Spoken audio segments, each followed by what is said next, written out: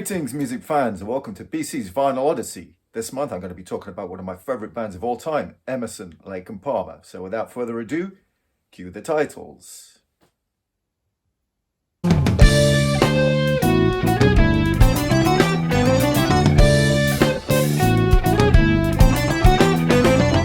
In this month's episode, I'm going to be talking about the first two studio albums by Emerson, Lake and Palmer, although I'll briefly mention a couple of other of their notable albums.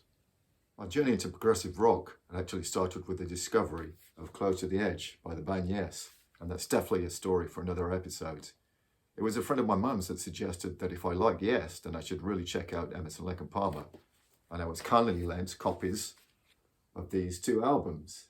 Emerson, Lake and Palmer were formed in 1970 and consisted of Keith Emerson on keyboards of The Nice, Greg Lake on vocals and guitars of King Crimson, and Carl Palmer on drums and percussion of Atomic Rooster. The band initially considered calling themselves Triton, Triumvirate, and even Seahorse. And there will be more on King Crimson and The Nice in another episode. After rehearsing at Island Studios in Notting Hill, ELP played their first live gig on the 23rd of August at the Plymouth Guildhall. However, it was their second gig that jettisoned the band into international stardom. On the 29th of August, the band played in front of 600,000 people at the Isle of Wight Festival. A recording contract was soon signed with EG Records. In the UK, Island Records was used for distribution, whilst in the US, Cotillion was used. I've come to 23 Gosfield Street in central London. From 1969, this was the site of the legendary Advision Studios. During the 70s and 80s, Advision was frequented by the major artists of the day. David Bowie, Kate Bush, Yes, Pink Floyd, Gentle Giant, and Emerson, Lake and Palmer all recorded here. Emerson, Lake and Palmer recorded the first 4 albums here, with the first 3 being engineered by Eddie Offord.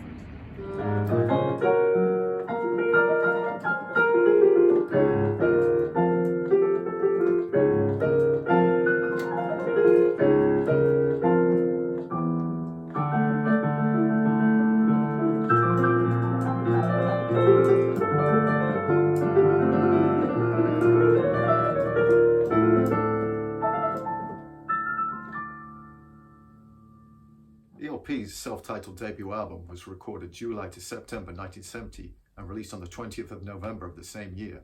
It went to number 4 on the UK charts and number 18 in the US. This is the UK first pressing, released on the Island's Pink label.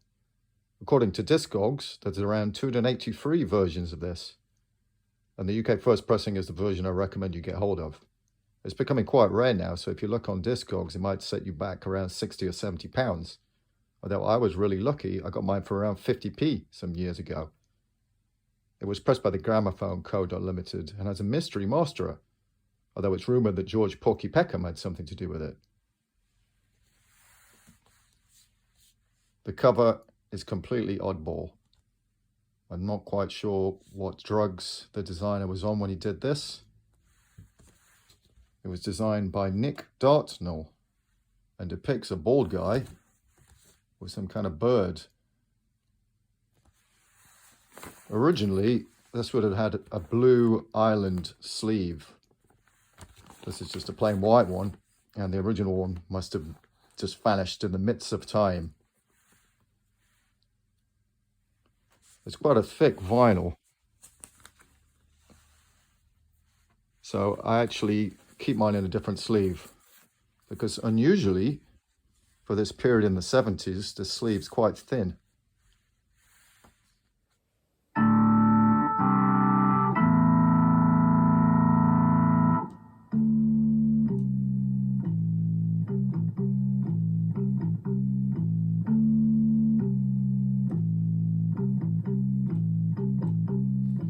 The music featured on the album is a mixture of original songs and classical adaptations. The classical composers were not credited on the sleeve of the album's original release. The Barbarian was based on Bartók's Allegro Barbaro, one of my favourite piano pieces. Knife's Edge was based on Janus VI's Sinfonietta. In fact, this piece also contained an extract from Bach's French Suite No. 1 in D minor.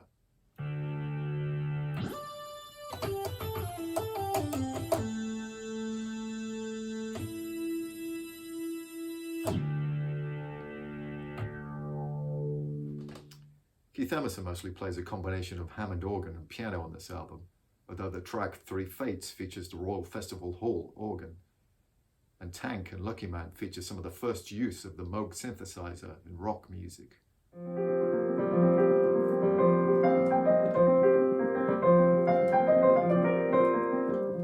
That was an extract from Take a Pebble.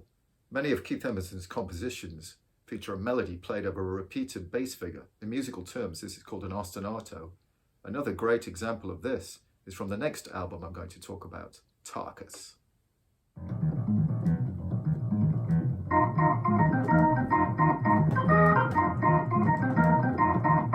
ELP were back in Advision Studios between January and February 1971 to record their next album, Tarus. The album was released on the 14th of June 1971, where it made #1 in the UK charts and peaked at #9 in the US. Side 1 of the album features the 20-minute title track, one of the greatest progressive rock compositions of all time. It's a conceptual piece about an armadillo tank hybrid that battles a manticore. Yes, you heard me right. Side 2 of the album features 6 songs. The Only Way contains themes from Bach's Toccata and Fugue in F major and Prelude No. 6. The final track on the album was an impromptu jam called Are You Ready, Eddie? The title refers to recording engineer Eddie Offord. Eddie Offord also had a close association with Yes, recording classic albums such as Fragile and Close to the Edge. The voice at the end of the track was Carl Palmer, mimicking an elderly Greek lady that worked at Advision Studios that used to do the rounds to ask the band what sandwiches they want. And no, I'm not going to do an impression of her. This is the first UK pressing of Tarus, and I recommend you get hold of this version. This was mastered by George Peckham, who, if you remember, I talked about in my Deep Purple video. George Peckham was one of the greatest mastering engineers of all time. Etched in the dead wax on this, on side 1, you can see Porky. And if you turn it around, it has Pecco etched. This was pressed by the Gramophone Co. Limited. The crazy cover was designed by William Neal. Definitely an iconic image.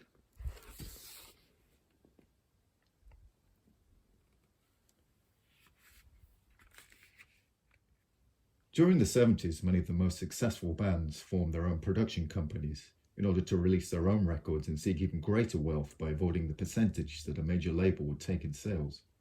Some examples of this are Deep Purple's Purple Records, launched in 1971, Led Zeppelin's Swan Song, formed in 1974, and ELP's Manticore, launched in 1973. Emerson, Lake and Palmer reissued their back catalogue on Manticore in 1973, and a word of warning about the Manticore pressing of Trilogy. I've now heard several copies of the UK Manticore pressing. All have the same issues. The last tracks on both sides are roughly a half step down off pitch. The volume is lower and the sound extremely muffled. I recommend you avoid the Manticore pressings and stick with the Ireland original UK releases for ELP's first 4 albums. I'd just like to take a moment and bring up this album. And I'm sure I can hear you all thinking the same thing. This is a terrible album and ELP's worst. Well, actually, I want to tell you I don't think it's a bad album, and I listen to this album quite frequently. First off, I'm not going to defend the album cover or title, as I think it's inappropriate for a band who would release albums with striking images such as these. This is not a bad photograph, by the way, but probably more suited to a band like the Bee Gees. The problem is that we're all guilty either with listening with our eyes or also judging the book by its cover, etc. Love Beach isn't just a collection of short tracks with the band trying to be more commercial. In fact, Love Beach has exactly the same amount of tracks as Tarus. 6 shorter tracks on one side and an epic long track on the other. I'm well aware that everyone has their own taste and that everything is subjective, but to simply dismiss Love Beach as a bad album is wrong. I'm sure lots of people only like music with heavy guitar solos, but do we dismiss the compositions of Bach and Beethoven because they don't have loud guitar solos? I urge everyone to re-listen to side 2 of Love Beach. Memoirs of an Officer and Gentleman is a 20-minute prog epic, rich in harmonic complexity, featuring some of Keith Emerson's best playing. Greg Lake puts in a sublime vocal performance, and the drums sound like drums. When this band reappeared in the 90s with Black Moon, the production had fallen foul of the era with overuses of compression. So please give Love Beach another listen and try not to judge it by title and cover image. So before I sum up, here's a quick word from this week's sponsor. Thank you, Penny the dog, this week's sponsor. Now, if someone said to me, I'm going to make you sit on a landmine if you don't pick a favourite track from either of these two albums. So I'd have to say, for this album, the track Take a Pebble. And this, I'd have to say the title track, Tarus. I've really enjoyed making the video this month. I think there's always aspects of Keith Emerson and Emerson, Lake and Palmer in my music. So I'd like to bid you farewell, and I'll see you again soon on PC's Vinyl Odyssey.